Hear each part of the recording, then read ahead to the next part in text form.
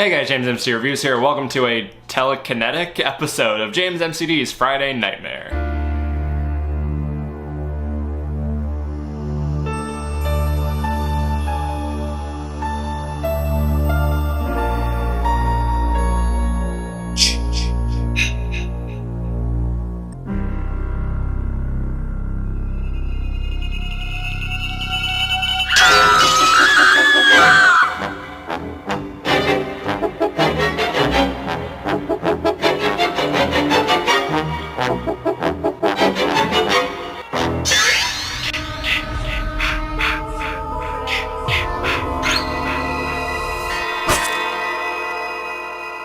I apologize that I'm getting so lazy with these intros, but to be fair, the movies are getting just as lazy. Today we're going to be taking a look at Friday the 13th Part 7, The New Blood, released in 1988, directed by John Carl Beechler. This movie centers around a girl named Tina with telekinesis who is going to Crystal Lake for medical evaluation. But, as is always the case, somehow Jason Palpatine returns and is after not just her, but the group of horny teenagers partying across the street. Between this movie and Part 6, I think we've officially crossed over into the giving zero fucks territory with this franchise. Like, they do not even give a shit, and you know what? I respect them for that, and I actually, call me crazy, but I was actually entertained by this one for all of the worst possible reasons. First of all, this movie opens up with a narration from Walt Gorney, who played Crazy Ralph in the first two. This was apparently his last on-screen appearance in a Friday the 13th movie. And it plays over a montage of clips from 4, 5, and 6, showing like Tommy Jarvis trying to kill Jason and everything like that.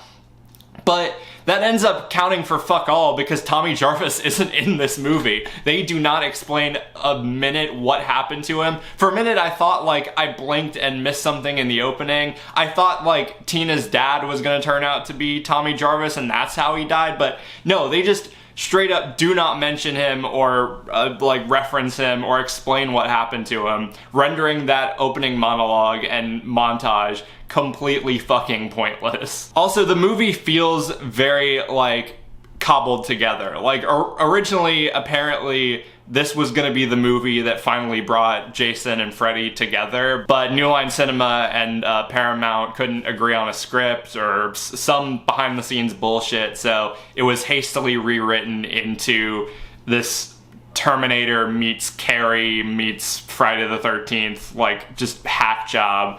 And it really, really shows. Like, kids with, like, supernatural, like, powers or, like, psychic links or telekinesis had been done in horror movies, like, years before. Even, like, I think, like, the Halloween series was even sort of tying into that with the whole Jamie Lloyd stuff. I think this was coming around either around the same time or before. But it just feels like it comes so far out of nowhere. Like, I guess, like, I can't really complain about, like, the realism because we've crossed over into resurrecting people and zombie slashers and shit like that, but, like, I mean, like, story and character-wise, it just seems like it comes out of nowhere. Like I said, while this movie is very stupid and makes no sense, it was definitely entertaining. This one does have some of the funniest kills in it. Like there's one instance where like Jason hacks open someone's like tent and like grabs someone in a sleeping bag and just bashes them against a tree. Like, that had me laughing. There was a lot of really funny moments and funny kills throughout. This is the first appearance in the franchise of Kane Hodder as Jason. Which it's interesting, like, for how iconic and famous he is for this role, how he doesn't appear until much later into it. But he is the actor that plays this character the most. He plays him for this, Jason Takes Manhattan, Jason Goes to Hell, and Jason X. And I mean, credit where it's due. I mean, he plays Jason fine. I mean, like, for most of the time when you're watching these movies, you're not really watching Jason for the actor playing him, you're watching it for the character, just like how you're never watching a Michael Myers movie for the actor under the mask, like, you're just watching it for the character. But I mean, he was fine. He was a brute. He was vicious. He was brutal. Characters in this, good God. I mean, Tina is pretty much a plank of wood, but like she does fine. She has some pretty solid moments when she's like freaking out and like not being in control of her powers and stuff like that. But just as a character, she's just not really that interesting. Same thing with like her love interest. The like mean girl who is like just relentlessly mean to her and like horny for the guy that she's interested in, and like the lengths that she goes to make the guy jealous, like even though he's blatantly not interested. Like she was really really funny, and it was really great to see her get her comeuppance at the end.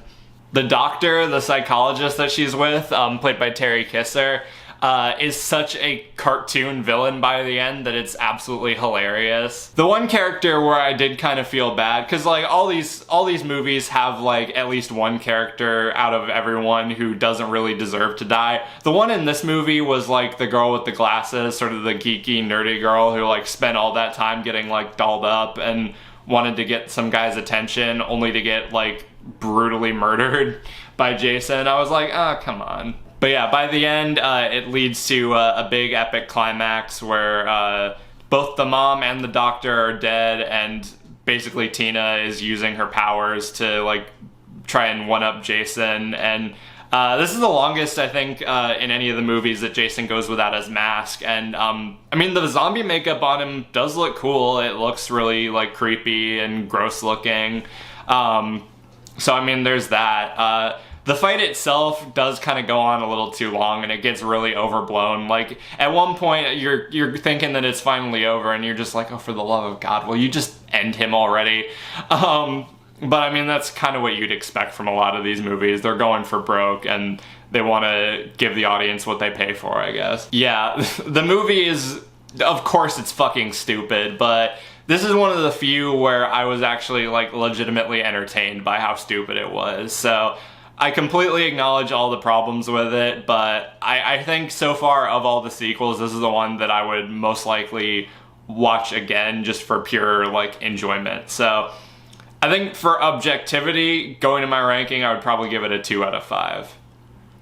But anyway, that does it for another episode of the Friday Nightmare. Let me know in the comments what you thought of Friday the 13th Part 7. Did you like it? Did you hate it? Where does it rank amongst the Friday the 13th movies for you? Next Monday, we'll be taking a brief break from the Friday Nightmare because I've got a very special bucket list video for you guys, but immediately after that, it's business as usual as we take a look at A Nightmare on Elm Street 4, The Dream Master. Until then, be sure to like, subscribe, ring the notification bell so you can stay updated when I'm posting. Follow me on my social media, subscribe to my main channel, everything you need to know will be in the description. Thank you guys for watching, and I'll see you later.